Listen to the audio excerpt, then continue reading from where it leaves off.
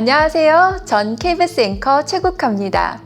장애 아동을 키우다 보면 장애 아동의 형제나 자매 그리고 보호자 본인에게 소홀해지는 경우가 많은데요. 그러다 보면 가족관계마저 어려움에 처하는 경우가 많다고 합니다. 이번 시간에는 가족 구성원의 균형 잡힌 삶을 도와주고 장애 아동의 성장과 자립을 키워주는 돌봄 서비스에 대해 자세히 알아보고자 합니다.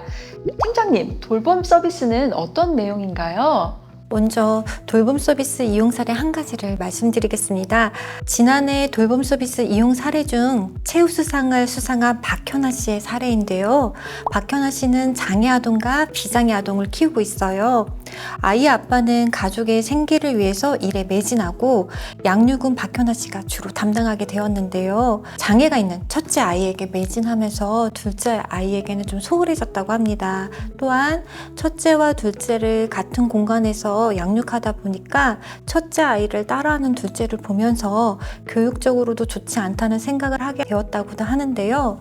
버겁기만 했던 하루하루를 보내다가 장애아 돌봄 서비스를 알게 되어 신청하게 되었는데요. 돌보미가 가정에 방문할 땐 첫째와 둘째를 1:1 케어가 가능하게 되었고 그동안 하지 못했던 외출도 마음 편하게 할 수 있게 되었다고 합니다. 특히 돌보미 선생님이 장애 아동에 대한 전문적인 교육과 경험이 많은 분이어서 육아 선배로도 많은 의지를 하였다고 해요. 박현아 씨는 장애 아동 돌봄 서비스는 단순히 장애 아동뿐만 아니라 가족 모두의 삶의 질을 높이고 현실적인 도움을 받을 수 있는 서비스라고 말하고 있습니다. 정말 꼭 필요한 서비스네요. 네, 그래서 앞서 이야기한 대로 장애 아동을 키우는 부모님들은 장애 아동에게 힘과 시간을 많이 써야 하기 때문에 형제, 자매 또는 본인의 일상생활에 많은 어려움을 느끼고 있습니다. 이러한 문제를 해결하기 위한 사업이 바로 장애아 돌봄 서비스입니다. 장애아를 양육하는 데 있어 돌보미 선생님의 도움을 받는 서비스네요. 맞습니다. 장애아 돌봄 서비스는 전문 교육을 수료한 장애아 돌보미를 장애아 가정에 파견해서 아동의 학습과 놀이, 외출 등을 지원하고요. 장애아 가족에 대한 고충 상담을 진행하고 있습니다. 한마디로 보호자의 역할을 대신 수행하고 있는데요.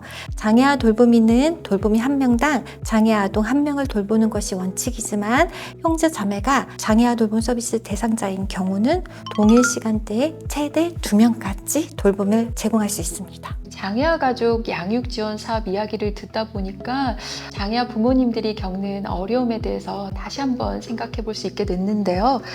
양육 과정에 있어 돌봄 서비스가 아주 큰 도움이 되고 있는 것 같아요. 신청 자격은 어떻게 될까요?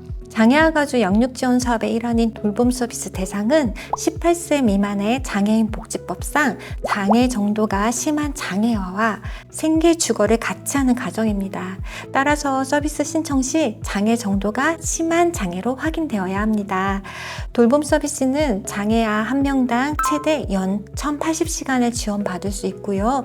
월 160시간 이내로 사용 가능합니다. 다만 부득이한 사유가 있는 경우는 월 160시간을 초과하여 사용할 수가 있습니다. 돌봄 서비스 신청은 주민등록상 주소지의 행정복지센터에 직접 방문하여 신청하시거나 보건복지부가 운영하는 복지 포털 사이트 복지로에 접속하셔서 인터넷으로도 신청 가능합니다. 다만 타사업과 중복 이용이 불가능한데요. 장애인 활동 지원 사업, 아이 돌봄 지원 사업 등과 같이 국가 지원 돌봄 서비스의 대상이 아동인 경우에는 중복 이용이 불가합니다. 따라서 서비스 신청 시에 지자체나 사업 시행 기관의 서비스 중복 여부를 확인해 보시기 바랍니다. 장애 정도가 심한 장애아를 대상으로 하는 서비스였네요. 그렇다면 서비스 이용할 수 있는 방법도 좀 알려주세요. 서비스 이용 과정은요, 돌봄 서비스 이용자로 선정이 되면 우선 사업 시행 기관에서 해당 가정에 전화 또는 면담을 진행해서 이용자의 정보를 파악합니다. 그 다음에 파악한 정보를 토대로 연간 서비스 제공 계획과 일정을 수립하고요. 그 계획에 따라 이용자의 요청 시간과 장소, 서비스 내용을 고려해서 가정에 맞는 돌보미를 선정하여 파견합니다. 활동을 마친 돌보미는 활동일지를 작성해서 이용 과정의 확인 및 서명을 받아야 하고요. 마지막으로 시행 기간에서는 정기적으로 계획한 일정 및 시간에 맞게 서비스가 잘 이루어졌는지 모니터링을 진행하고 있습니다. 이 서비스 이용료는 어떻게 될까요? 돌봄 서비스는 기준 중위소득 120% 이하 가정은 무료이고요. 초과 가정은 이용료의 40%를 본인 부담해야 합니다. 연 1080시간 이내에는 시간당 4,850원인데요. 연 1080시간 초과 시에는 소득에 상관없이 12,140원의 전액 부담해야 합니다.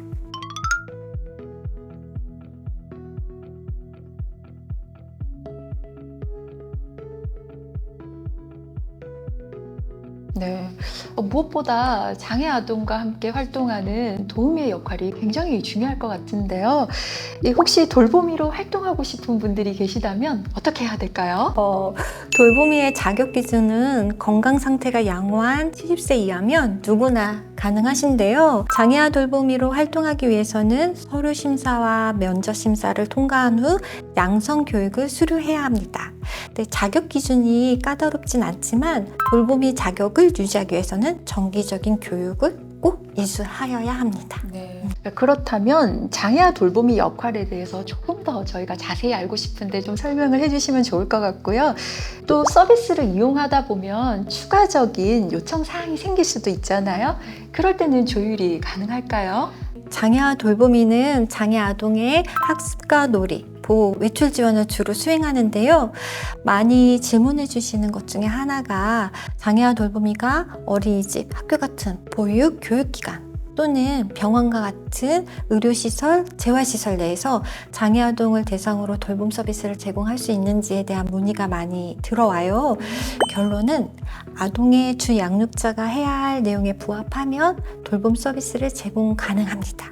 예를 들면 병원, 재활시설 내에서 검사실로 이동할 때 이동 지원이라든지 아동의 옷을 갈아입히거나 기저귀를 갈아주거나 또 검사 시간이 길어져서 식사를 해야 하는 경우는 식사 지원 등이 가능한데요. 다만 의료 보조, 간병 등에 같이 의료 전문 인력이 해야 하거나 교육 전문 인력이 해야 할 서비스는 제공할 수 없습니다. 네. 마지막으로 장애아 돌봄 서비스 올해 사업 결과와 내년 계획을 알고 싶은데요. 올해는 돌봄 서비스 이용 아동 수가 전년 대비 평균적으로 매월 600명씩 증가했고요.